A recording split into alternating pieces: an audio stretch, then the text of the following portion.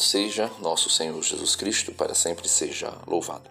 Meus queridos e amados irmãos, se tratando de mortalidade da alma ou imortalidade da alma, eu resolvi fazer um texto para dirigir esse vídeo aqui de uma maneira que ele fique bem compactado, bem sucinto e também curto, mas que seja possível entender de maneira muito clara que a imortalidade da alma e o relativismo protestante se contradizem, né? Então, vamos lá. A imortalidade da alma e o relativismo protestante. Uma das mais antigas e graves heresias que ainda subsistem em alguns ramos minoritários do protestantismo é o mortalismo. Isto é, a crença de que a alma humana morre juntamente com o corpo. Segundo essa visão, o ser humano seria uma unidade puramente material. Morre o corpo, morre também a alma, nada sobrevive à morte física. Contudo, essa posição é contrária à Sagrada Escritura, à tradição apostólica e ao magistério da Igreja, que ensinam claramente a imortalidade da alma e sua sobrevivência consciente após a morte corporal. A visão bíblica sobre a alma. A Bíblia distingue claramente entre corpo e alma. O homem é corpo e alma, e não apenas matéria. Muito menos possui uma alma mortal. Jesus mesmo ensina: não temas os que matam o corpo, mas não podem matar a alma. Mateus 10, 28. Ora, se a alma pudesse morrer com o corpo, o Senhor não teria feito tal distinção. A alma é, portanto, a parte espiritual e imortal do homem, princípio de vida e consciência, que subsiste mesmo após a morte física. O discernimento dos espíritos e a realidade espiritual. São Paulo, na primeira carta aos Coríntios, fala do dom do discernimento dos espíritos. 1 Coríntios 12, 10. Dom pelo qual o cristão é capaz de distinguir o que vem de Deus e o que vem do maligno. O próprio Cristo mostra o quanto este dom é necessário, ao repreender os apóstolos Tiago e João, quando quiseram fazer cair fogo do céu sobre os samaritanos. Vós não sabeis de que espírito estáis sendo animado. Lucas 9, 55. E ainda quando Pedro tenta impedir a paixão, Jesus o repreende severamente. Afasta-te de mim, Satanás, pois os teus pensamentos não são de Deus, mas dos homens. Mateus 16, 23, seguinte. Ou seja, há uma dimensão espiritual, real e ativa no homem, que pode ser movida por Deus ou por espíritos malignos, enganadores. Negar a existência dessa dimensão é negar parte essencial da revelação. A proibição da necromancia e a manifestação da alma de Samuel. Deus proíbe claramente a necromancia, Deuteronômio 18, 10 ao 12. Ou seja, a tentativa de invocar os mortos. Por quê? Porque tais práticas expõem o homem a ações enganadoras dos espíritos diabólicos, como lembra São Paulo. Satanás se disfarça em anjo de luz, 2 Coríntios 11, 14. No entanto, a Escritura relata o episódio do rei Saul, que, desobedecendo a Deus, pede que uma necromante invoque o espírito do profeta Samuel. 1 Samuel, capítulo 28. O texto é claro.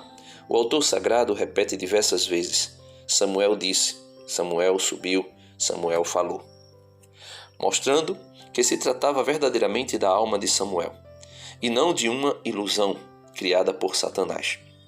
Mais ainda, tudo o que Samuel profetizou depois de morto, ali naquele episódio, se cumpriu depois, inclusive a morte do rei Saul, confirmando a autenticidade da aparição.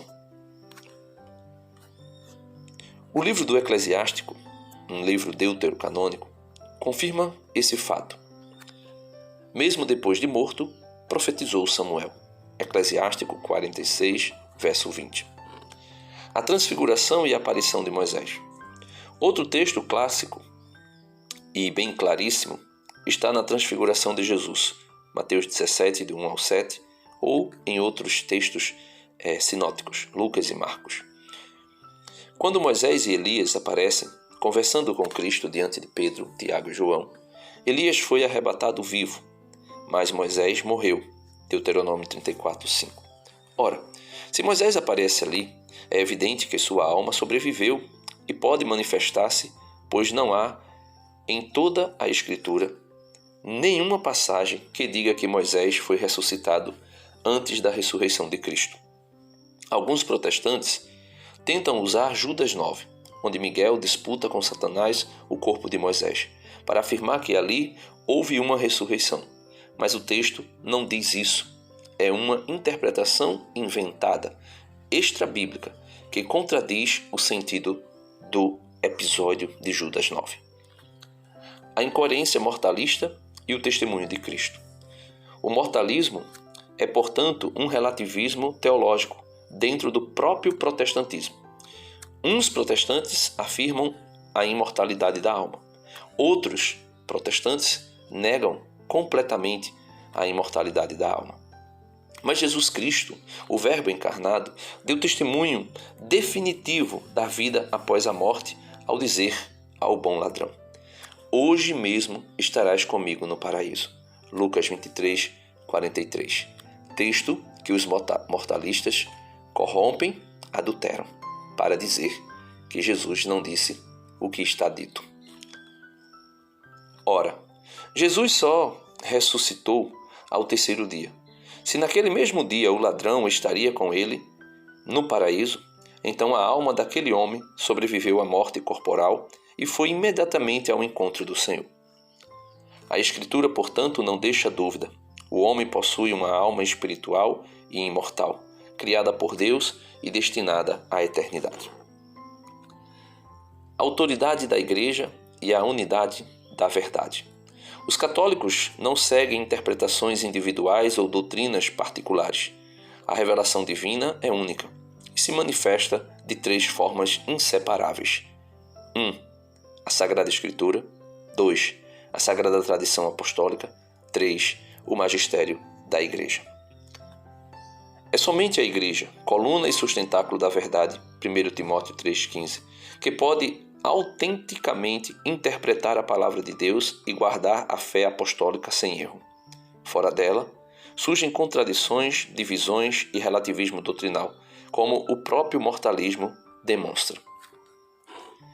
Para concluir, negar a imortalidade da alma é negar parte da revelação divina. O homem não é apenas corpo, mas também espírito. A morte não é o fim, mas a passagem para o juízo particular e a eternidade. Como ensina o Catecismo da Igreja Católica. Cada alma espiritual é imediatamente criada por Deus. Não é produzida pelos pais e é imortal. Não perece quando se separa do corpo na morte. Catecismo da Igreja Católica, parágrafo 366. Portanto, contra o relativismo e o erro mortalista, a Igreja proclama com firmeza: a alma humana é espiritual, pessoal e imortal, e é chamada a viver eternamente em comunhão com Deus. Amém. Deus abençoe a todos e espero que esse vídeo tenha ficado bastante claro. Cuidado, o mortalismo é uma doutrina diabólica que se espalha e tem se espalhado, principalmente aqui no Brasil. Nós temos a obrigação e a necessidade de combatermos esta heresia criada por relativistas que vivem no meio da religião atual, chamada protestantismo. E essa religião não vem de Deus. Amém.